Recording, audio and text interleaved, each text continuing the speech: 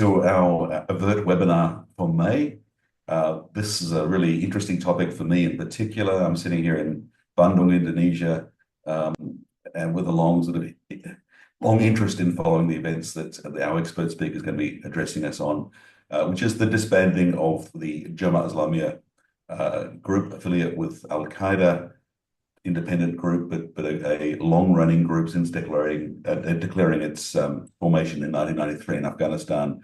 The group of which splinters were involved in the Bali bombing of 2002 and subsequent bombings. So the title is The Disbanding of Jemaah Islamiyah: Causes, Ideological Revisions, and Prospects for the Future. And of course, it's precipitated by the fact that this group remarkably made a decision as a network to disband and turn away from violent jihad. Now, our speaker is Associate Professor Julie Chernov Hwang from Gucha College. She's a professor of political science and international relations at Gucha, and also a senior research fellow at the Sufan Center, which is important because she has a really nice piece for the Sufan Center on the disbanding of Jemaah Islamiyah, trying to make sense of it, which will be reflected in today's talk. She was the 2024-2026 Frank Henry Guggenheim Distinguished Scholar, and she's written extensively on this topic. She's the author of Becoming Jihadis, Radicalization and Commitment in Southeast Asia with Oxford University Press, Why Terrorists Quit, The Disengagement of Indonesian Jihadists from Cornell University Press in 2018, and Peaceful Islamist Mobilization in the Muslim World War Went Right from 2009. So as you can see, she spent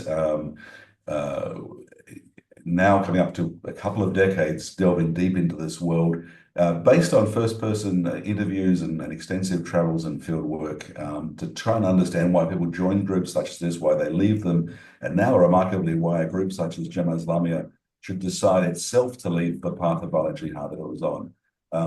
Before I hand over to Julie, let me acknowledge the country that many of us are meeting on. We at AVERT are based in Deakin University, most of us in Melbourne on the lands of the Wurundjeri people of the Kulin Nation.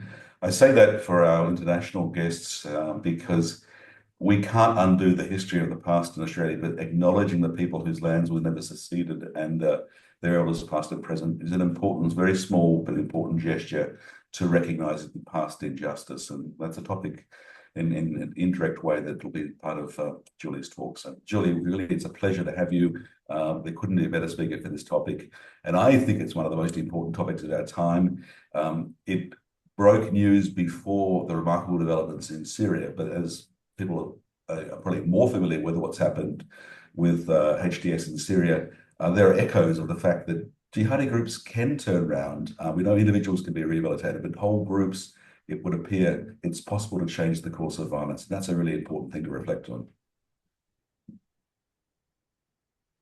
So thank you, Julie. Thank you, Greg. You read my mind. Okay. Let me just get this started. Okay. Hello, everyone. Thank you so much for coming out. For my Australian colleagues, thank you for coming out early in the morning. And for those on this side of the Great Ocean, thank you for coming out around dinner time. Thank you to everyone at AVERT so much for having me. And thank you, Greg, for moderating today. So today I'm going to discuss, as Greg pointed out, the decision by Jemaah Islamiyah to disband in June of last year. Now, we have had a good handful of long-standing extremist groups choosing to disband: the Moro Islamic Liberation Front, Jemaah Islamiyah, HTS, the PKK in Turkey very recently.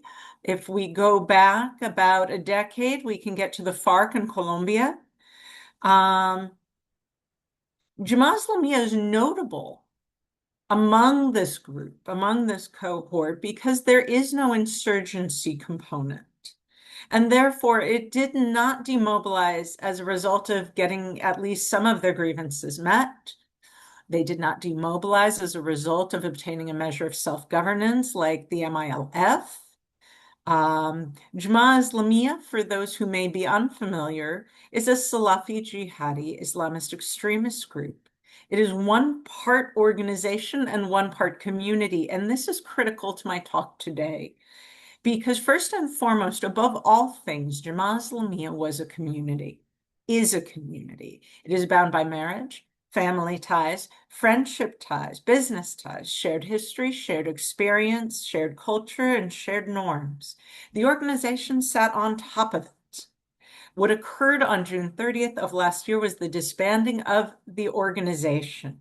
So the argument I'm going to make to you today is that Jemaah Islamiyah chose to dissolve the organization in order to ensure the survival of that community.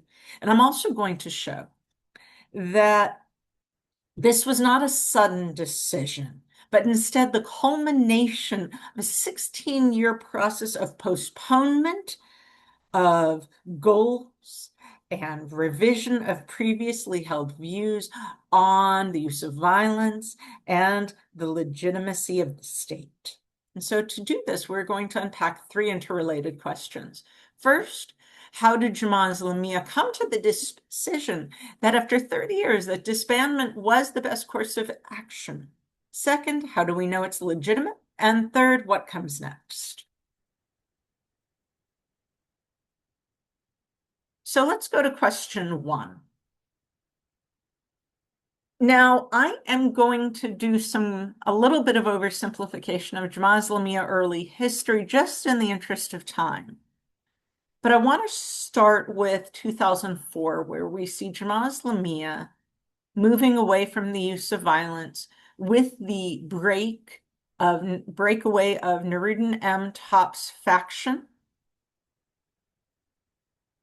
And this becoming a separate cell. They called themselves Al-Qaeda in the Malay Archipelago. They had no affiliation with Al-Qaeda. They just liked them. In 2005, this is especially notable, that Jemaah Islamiyah leadership said that members could inform the police if they had knowledge of where Nuruddin M. Top and his co-mastermind, Dr. Azhari Hussein, were hiding, thus constituting a very clear break between Al-Qaeda and the Malay Archipelago and Jemaah Islamiyah proper, even though they had both been the pro-bombing and anti-bombing wing of Jemaah Islamiyah. Excuse my cat. The second moment where we see a shift is when Jemaah Islamiyah chooses not to retaliate. In 2007, following Densus 88's raid on the JI compound at Tanuruntu in Poso, this resulted in the death of 14 of their members. Now, with the first break, we see a shift in membership. People who are saying jihad first, jihad now, go with Top. The people who say Daqwa before jihad stay in Jemaah Islamiyah. The second break is tactical. The 2007 raid is a tactical break. Densus raids confirmed what many in JI knew for years, that the cost of carrying out violence in Indonesia outweighed any potential benefits. Retaliation would only lead to more arrests, more deaths, seizure of weapons, curtailment of the illicit activities. And this recognition resulted in that decision to postpone the use of jihad kitab, to prioritize jihad for hearts and minds through Daqwa.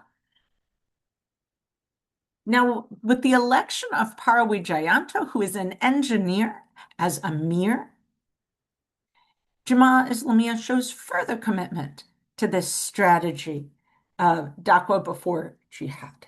Postponed jihad, prioritized Daqwa. Jemaah Islamiyah prohibits its members from carrying out terrorist attacks in Indonesia. They refuse to allow their members to participate in the cross-organizational training camp in Aceh, even though just about every other Salafi jihadi group in Indonesia sent members. JI did not.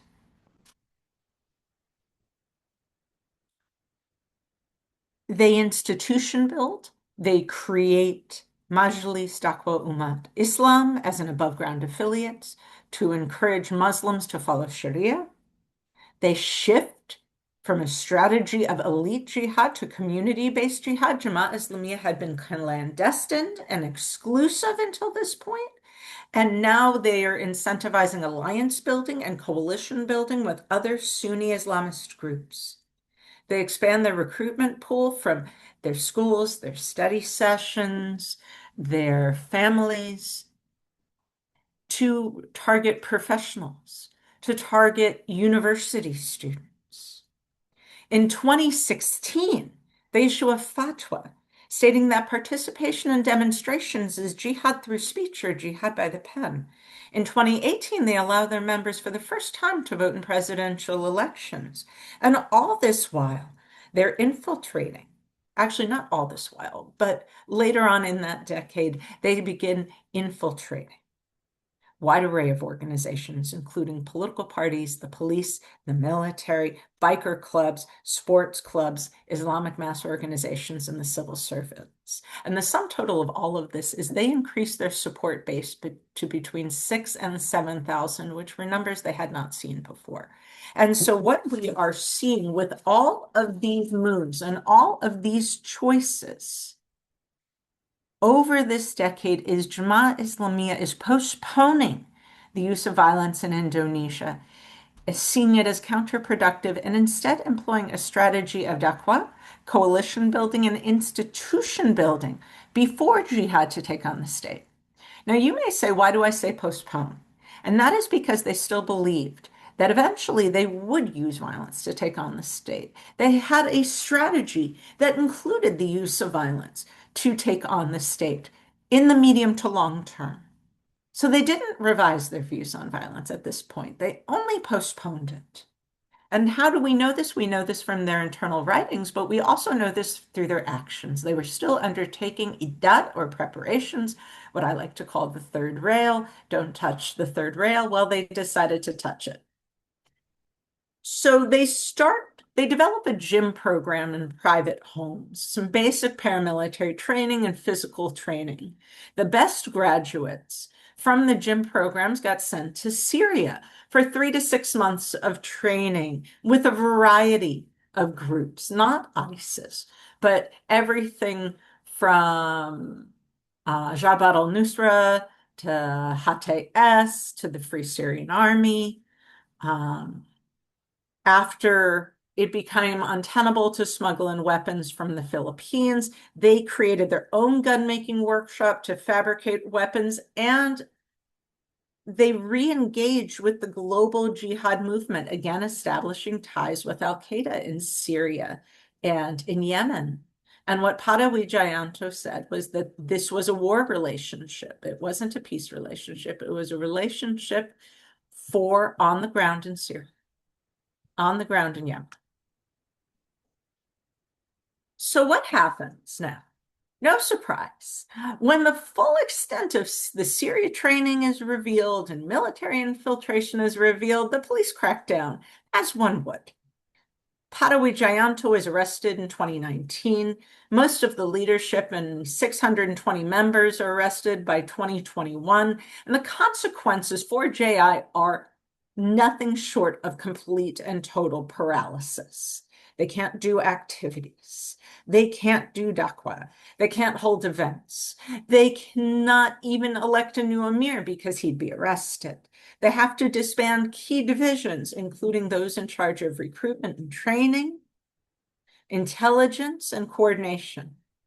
So in 2022, Jemaah Islamiyah leaders in and out of prison begin negotiation with a select group of Census 88 officials. It's at this point where we start to see some real ideological revision taking place.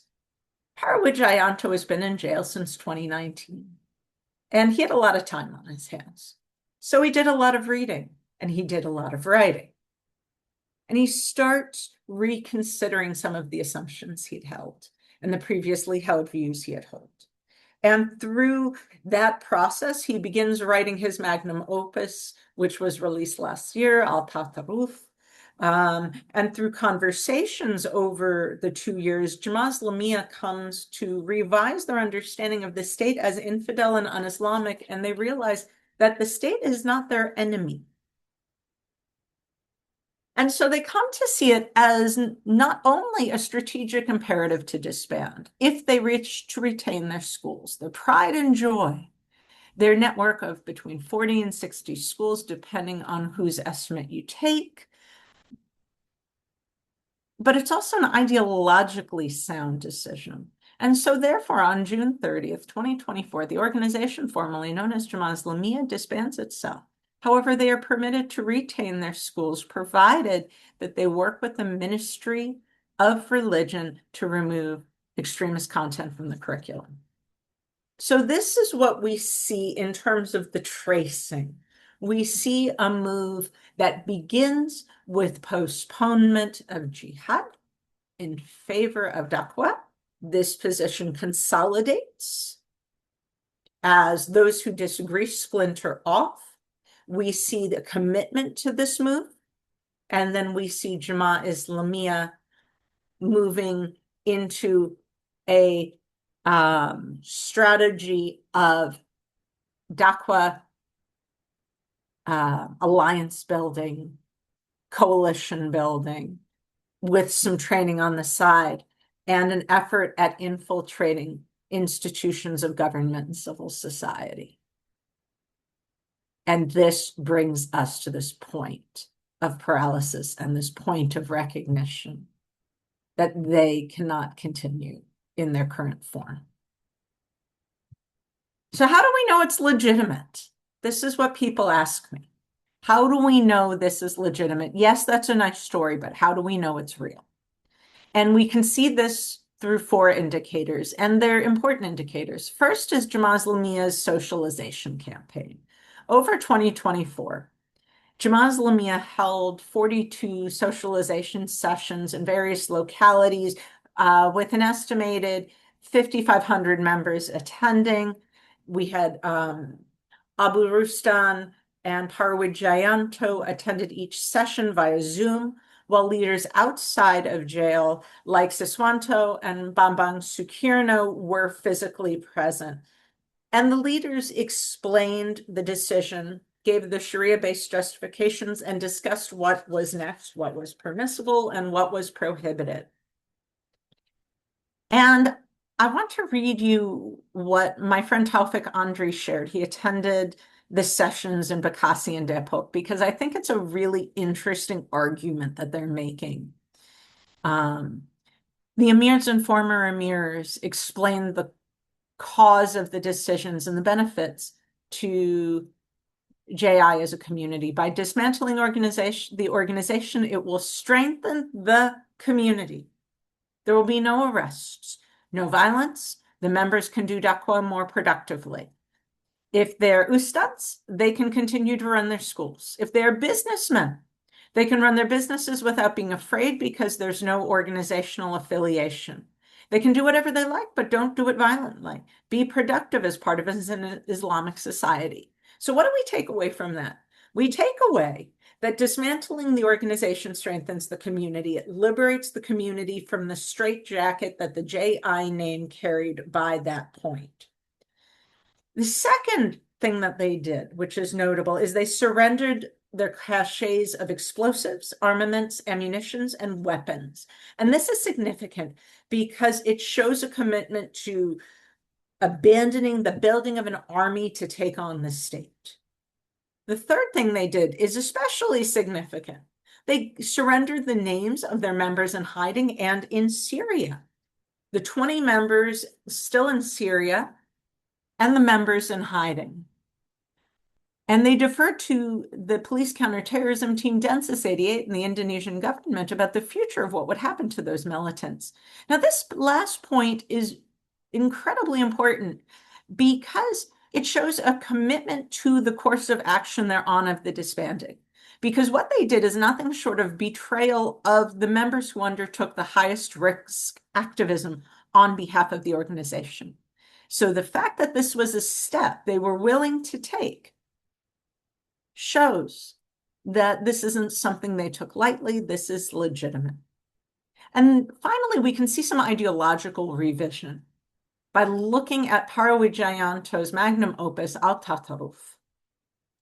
Now, this is an 800-page book. I'm not going to summarize it, but I want to highlight 2 points that he made that I think are especially notable, because these are clear moves away from Jemaah Islamiyah's previous long-held ideology. First, it's the revision of the understanding of jihad as an individual obligation. Jihad is fardu ayn. Jemaah Islamiyah's view had always moved in lockstep with Abdullah Azzam. So it was incumbent on every able-bodied Muslim to perform jihad, to liberate Muslim lands that were occupied or under threat or invaded. And he shifted in his writing to a traditional understanding of jihad, where it was an individual obligation if your country was invaded by another. He also said that if a neighboring country was invaded and was overwhelmed, Muslims from the adjacent countries could step in and help. But it was not fardu ayn. It was not an individual obligation to intervene and help Muslims halfway around the world suffering. Therefore, Indonesian jihadis going to the Philippines to help was fardu ayn. But it was not fardu ayn to go to Syria or Afghanistan. Not surprisingly, Parawijayanto did jihad in the Philippines. But this is shocking, this move. This is absolutely shocking that he would take that level of revision. The second thing he said, which is also incredibly interesting, is he called on the community to integrate indigeneity, custom, culture, and history into their understanding of what laws are possible in a given Islamic society. So he's making the point that what is possible in Indonesia is going to be different than Brunei, different than Malaysia, different than Pakistan, because of indigeneity, culture, custom, history, they differ. And that is something that of text and context. And that is something you would imagine from a much more mainstream and perhaps even progressive interpretation. So in short, the strategic decisions and ideological revisions all support the contention that disbanding was indeed legitimate. And that brings us to question 3. What comes next? So in the short term, what's going to come next? What we can expect in the next year is that there are 2 priorities for JI. First, the community leaders are going to continue the socialization campaign. And they're going to do it regionally, and they're going to do it through the organizational structure. And second, JI members will work with the JI teachers, will work with the Ministry of Religion to revise the curriculum at their schools to eliminate extremist content and teach jihad in a way that is aligned with the state. Now, in the medium to long term, if we look at what comes next, there are 3 systemic possibilities. First, Jemaah Islamiyah members may join pre-existing Islamist groups like Dewan Dakwah Islamiyah Indonesia or Muhammadiyah, and they may work within these pre-existing groups to build an Islamic society. They may go in a conservative position to build an Islamic society through these pre-existing, established, widely accepted groups. Second, Members may start new organizations or networks or foundation that work nonviolently for an Islamic society without using the JI name. So perhaps Jemaah Ansharut Sharia by another name. You could see some members taking inspiration from Jemaah Islamiyah in Egypt and forming their own political parties. Siswanto mentioned this as a possibility for the younger generation. He may have been spitballing, but it is theoretically a possibility. But what about them returning to violence? There are three vulnerable populations and three ways that I think that this could happen.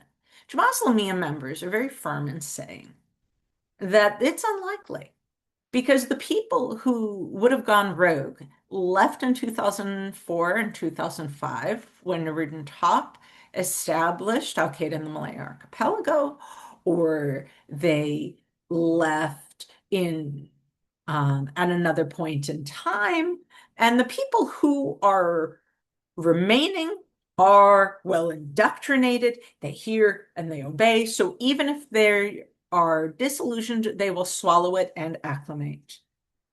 My dear friend Nurhuda Ismail, a visiting fellow at RSIS, is less confident, thinking that some members may feel betrayed by the leadership and could decide to start their own factions.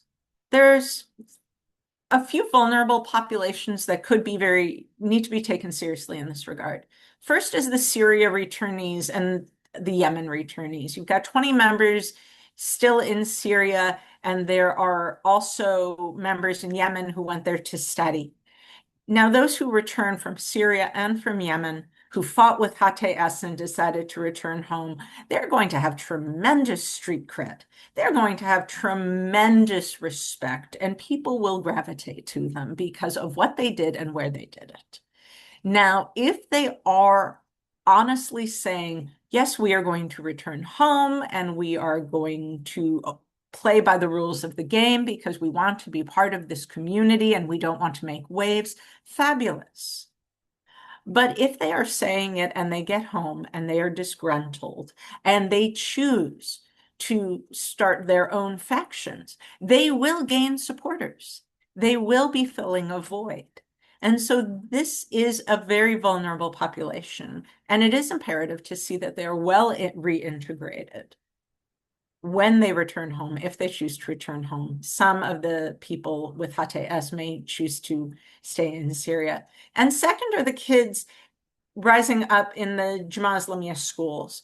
If the Ministry of Religion and JI teachers do not successfully revise the curriculum and do it in a way that satisfies both parties and do it in a way that teaches jihad robustly, but without teaching somebody how to go play war, teaching someone how to use guns, how to do it in the context that it was done before, you could see the emergence of an extracurricular extracurricular curriculum to supplement the extremist content. And these are where I would say we could see those factions arise. So it's important in revising this curriculum, to make it robust, to make it sharp, to make it exciting and interesting, but to not teach it in a way that encourages participation in violence in the name of Islam.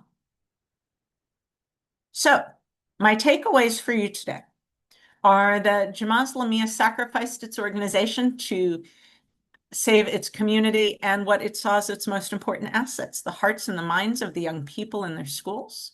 Second, the decision to disband was not a sudden choice that happened in 2 years. It was the culmination of 16 years of postponement of goals and revision of previously held views on the use of violence. Third, evidence indicates that the decision to disband is legitimate. Fourth, liberated from the straitjacket of the name JI, members are free to join Islamist groups, start new ones, run schools, run businesses, do da'wah free from harassment. And finally, the greatest threat comes from returned fighters from Yemen, from Syria, and students from Yemen. Questions?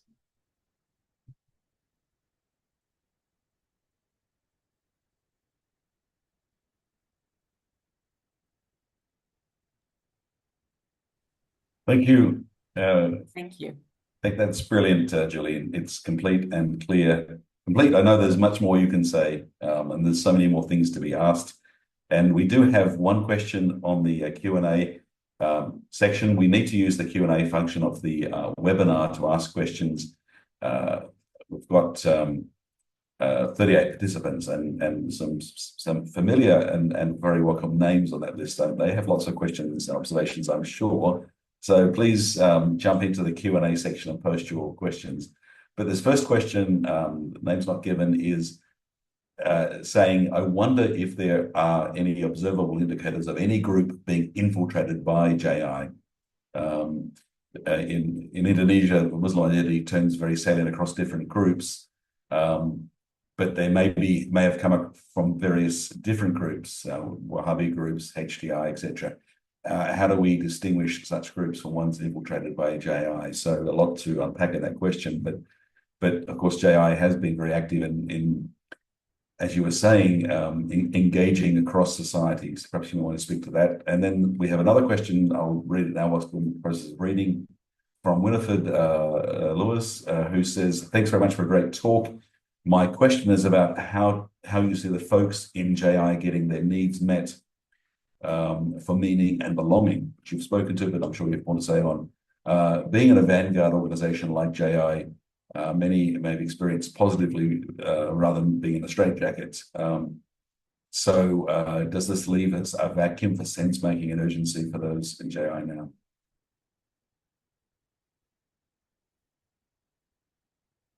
Thank you. With the first question, I didn't hear the very beginning of it.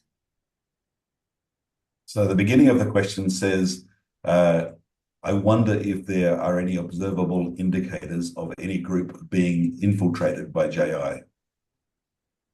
Okay, thank you.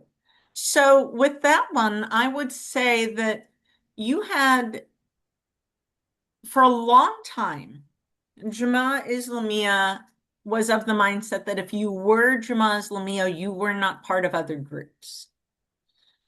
And we see this start to change when over time, as 2010 to 2020 goes forward, where Para Wijayanto is taking that community-based jihad perspective. Jemaah Islamiyah, where you start to see JI building alliances and coalitions and participating in the 2016 anti-Ahok demonstrations and becoming part of broader coalitions in Solo, working on building Sharia. We don't necessarily see that kind of targeted infiltration per se, but you saw people from NU and Muhammadiyah, but what you did see was people who left JI who joined NU, and people who came from Muhammadiyah families and were JI who maintained Muhammadiyah affiliations. You had what I can say now is you are seeing, probably from 2017 forward, Jemaah Islamiyah members also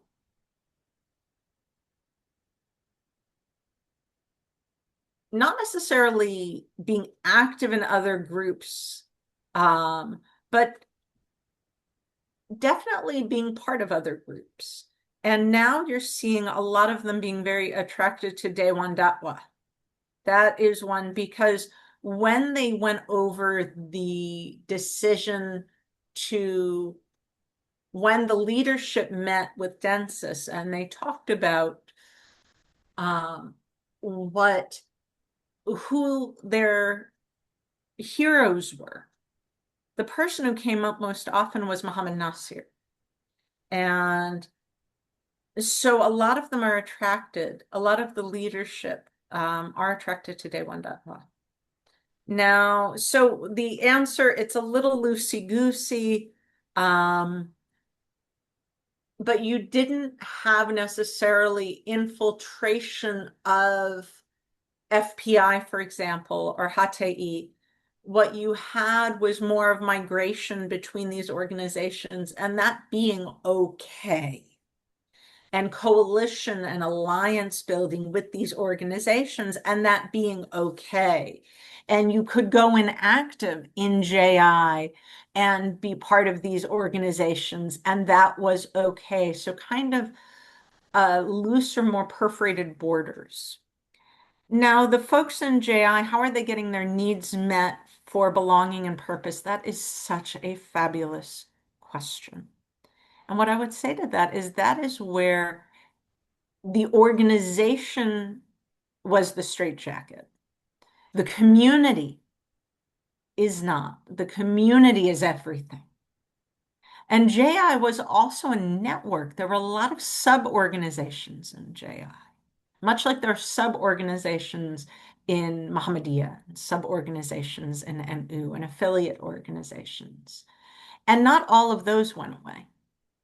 And so what you're seeing is the community is still there.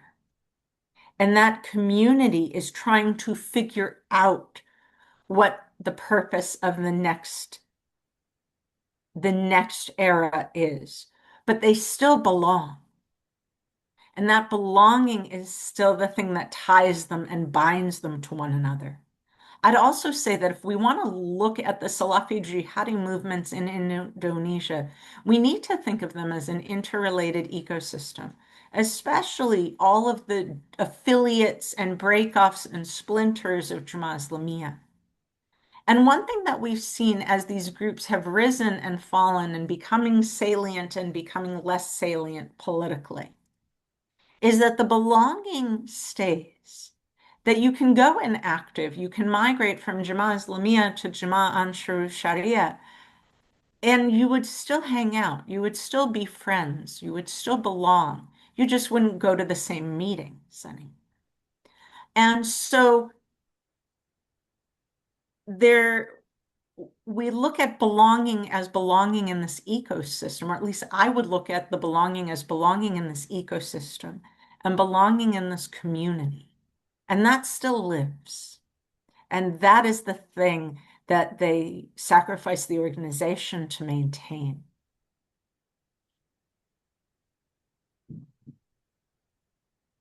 Thank you, Julie. That's as always brilliantly clear. Let me just run through some of the other questions who are coming up. I'll set them out for you so you can sort of engage with them. Okay, I'm going to take notes. Okay, so Alex Thelen says, "What an amazing presentation, Julie. Thank you. I'm wondering a little bit about the JI schools and their education structure. How do you feel they're able to switch ideological gears with a new curriculum? And do you feel that this switching of ideological gears will be well received by attendees?" So, question about schools. And then Iqbal says, and this is classically Iqbal out there question, as he says himself, this may be a bit out there, but how would things have turned out if Abdullah Sunkar didn't pass away in 1999? Oh, I love that question. It is a great question. We need another whole seminar on that one. None of this would have happened because he would have kept Hambali in line. None of this crap would have happened because Hambali would not have crossed Sunkar. No one would have crossed Sunkar. Mukhlas wouldn't have crossed Sunkar. He would have said, cool your jets, sit down, shut up, wait. But then again, he was also playing footsie with, Quentin Temby's thesis showed us he was also possibly playing footsie with Al-Qaeda figures. So it may have been that you would have had some international connection, but he wouldn't have let Hambali go off half-cocked to launch these terrorist attacks in Indonesia. And I think we would see JI being a much different organization. It would have remained clandestine for longer. It would have stayed under the radar for longer. And it probably could have become more formidable when it eventually emerged. It wouldn't have been divided. It wouldn't have been as fragmented. It would have continued to cohere. So I think that it would be fundamentally, in many ways, a very different organization if he had lived. I love that question. I've always wondered. It is a great question. It's a reminder, as you've been telling us, this is, we're dealing primarily in the first instance with a social organization, a network of people, and that network's important, but so are individual leaders, charismatic leaders who make such a difference. And on that network, of course, going back to Alex's question, we've got this deep commitment to their pesantren. They were at risk of losing these. They didn't disband. So we can sort of see the logic there. But how do the students receive that shift in emphasis teaching? I think that right now, the people that I talked to when I was on the ground were some of the leaders involved in disbanding. Some of the leaders involved in the decision to disband. And I'd spoken to some of the leaders. I'd spoken to Para the year before the disbanding. And from what I've heard, some are accepting it, and some are angry. They feel like Jemaah Islamiyah blew up its own house. And that's why I said the revision of the curriculum has to be done carefully. Arif Siswanto is saying that this is the vulnerable population. He's not worried about the folks in Yemen and the folks in Syria. He's worried about the students, because if they don't do this right, if the Ministry of Religion runs over Jemaah Islamiyah, if Jemaah Islamiyah runs over, if Jemaah Islamiyah doesn't, and the teachers don't feel like they're being heard, or if their ideas don't land. And we all know, for those of us who teach, you may have the best idea, but sometimes it doesn't land. I think that there is a likelihood that you are going to see extracurricular classes taking place where the hidden material, the good stuff, is going to be taught. And so it might behoove them to continue to have Azam in the curriculum, to continue to have some of these readings, but to use critical approaches, and to also have countervailing readings. So to do it, not for elementary schoolers or perhaps middle schoolers, but for high schoolers, to do a sort of critical study. So you're not holding back the good stuff, so that students will go download it online and learn it in little study groups at 3 a.m. among themselves, but to do it guided with a teacher. And so that way that they can be led through it in a way that is useful and not anti-system. I mean, that's what I'd say, and that's how I do it, but I'm not involved in this. And I'm just also thinking in the point of view as a parent, what happens if you tell your kid, don't read that thing? What do they want to do more than anything? Read that thing. So there's going to have to be a negotiation, and there's going to have to be a discussion about how they do this. Because if they do this wrong, this is the weak link, this is the vulnerable population, and this is also the population that would be very attractive to those returning young men from Yemen and Syria if they're not learning what they need to learn in the schools. So it's the heaviest lift and the toughest job, and it needs to be done well. Yeah, it's a really critical point. Alex Fallon just made the point here, Julie, that it's super interesting, she says, because a similar thing happened with FARC's internal education apparatus. So yeah, different ideologies, but similar dynamics perhaps in some respects. And let me just jump down to what Adlini Shah was asking. Adlini was saying, well, great presentation. JI is disengaged from violence, but they're still committed to a campaign for the establishment of Islamic Sharia. Does that make them a threat? How come they can get away with doing that when other groups like HDI can't? And that sort of, I think, relates to some of what you were saying a minute ago. I think that that's a really good question. And I don't think, in my first book called Peaceful Islamist Mobilization in the Muslim World, What Went Right, you don't want to stamp out all the groups that want Sharia. You want to incorporate them. You want to give them you want to give them a channel. You want to give them an opportunity to work for their goals at the province level, the state level, depending on whether you're federal or unitary, and at the national level. And that could be through civil society, and that could be through political parties. Because if you crush that and you stamp out that channel, what will happen, and what the data in that book showed happened, is it drives it underground. And then you're going to seeing the state as illegitimate. You're going to see them view the state as alien. And you're going to see some of them, not all, but some, turning to violence.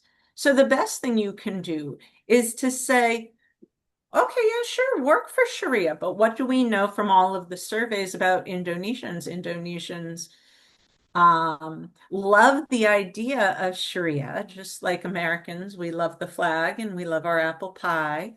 But when you break into the individual initiatives, there isn't the same support. So you have something like 1,000 local district level and province level initiatives that are Sharia inspired legislation. They can work for that. It already exists. So let them work to try to build their Islamic society. It's not going to happen if there are no takers. If voters continue to vote for the party they think is going to be clean from corruption or good on the economy or firm against crime or whatever is the issue in that year. There has never been a year where people said, oh, yes, let's have Sharia. If so, PBB would be the most popular party in Indonesia. And it's never made the threshold. There's a couple more questions here, Julie, so let me read them both together so we've got time to address them. So Novi Berens was asking the question of what happens to the ex-members? Where do they go? Which groups do they join? And also, what's the story with Para and Rustan? Are they still in jail? And then Mohammed Shafnik has a question about the impact of the HDS rise to political power in Syria, and whether that's going to inspire revival of armed jihadist fringe groups in JA, or I guess by extension, have some other sort of impact. Thank you for these wonderful questions. As far as I know, Para and Abu Rustan are still in prison. I think it would be good to let them out of prison. It would be a good gesture. They are very well respected, and I think they could do more good out of prison than in prison. What is going to happen for the ex-members of all of them that I've spoken to? They don't know what the leaders have said. Some of them are involved in socialization campaigns, but what the common thread is that they want to do Daqwa. They're not going to use JI's name. but they're going to do dakwa, and they're going to do dakwa for many of the same things, not for violence, but for many of the same things, calling people to create more bigger Islamic society, and a better Islamic society. What I wouldn't be surprised if we see is some people taking the safe road, what Parawijayanto thinks of as the safe road, and joining the safe groups, the groups like Muhammadiyah, which a lot of JI, you go to the fringe of Muhammadiyah, you find JI families. So people from JI families people who are JI who come from Muhammadiyah families, it makes a lot of sense if they went to Muhammadiyah. And Muhammadiyah has Salafi fringes, they may feel comfortable there. Or Day um, and try to take these groups and or factions of these groups and kind of JI-ify it a little, make it a little more active, a little more Islamist. Um, but they are not going to touch that third rail again. They're not going to, and I would argue that if they hadn't done the training, if they hadn't gotten involved in Syria, they probably would have just gone on. If they hadn't started infiltrating the military and the police, they probably just would have gone on. But they just had to touch the third rail. They just had to be like, no, I want to touch it. I want to touch it. It's You've learned how many times over, don't touch it. But I want to touch it. And so what I would say is you're going to see some of them having been duly chastened to take that safe road. You are going to see others take the road of let's start new groups. And I think you're going to see some start foundations and some start, um, you know, new JI groups that are not under the name of JI. Some may be political, some may be about a special issue, some may be about da'wah, some may be about education. And so I think you're going to see that happen. And I think that the ex-members will gravitate within their communities. If, the people in Solo will gravitate to what's in Solo, and the people in Semarang will gravitate to what's in Semarang. And I think for the time being, that's what you're going to see. But they still, a lot of them live together. They're still sending their kids to the same school. The infrastructure of life continues. It's just the organizational infrastructure that went away. But all of the infrastructures of life remain. And I think they're going to build on top of that once they figure out what building looks like. And it will be more systemic and steady if Para and Abu Rustan are out than it will be with them in jail. As far as HTS, I think we'd have to watch and see what happens with HTS. If they're successful, I think they will inspire a lot of Islamists to not just to take up arms and take over the state, but that there is a politically systemic way to go about this. And that may inspire Jemaah Islamiyah not to take up arms, but to go the leadership and government route. And that would be very interesting. Al-Gamal al-Islamiyah created the Building and Development Party. I could see that happening if we see like 5 years down the line, HTS has brought peace to Syria and has, stabilized Syria economically, politically. If it turns into a hot mess, though, I think then it's a lesson that you will not see anyone follow. And I think right now, Jemaah Islamiyah, the community of Jemaah Islamiyah is very much in wait and see mode. And I'd stop there. You're muted, Greg. Let me just read a response from Iqbal, who says, thanks for the great presentation and awesome response to my question. We're out of time, but if we had more time, the question I would ask, and I'm asking this now not for you to answer, but just to try and get your spark your interest in coming back for another seminar, is to talk about the approach that Densus 88, Attachment 88 took, and that whole story of unpacking that engagement and dialogue and building of trust. No time for it now, I know, but maybe we could get you back on another occasion, Julie, to speak. I would love that. I Yeah, would absolutely love it.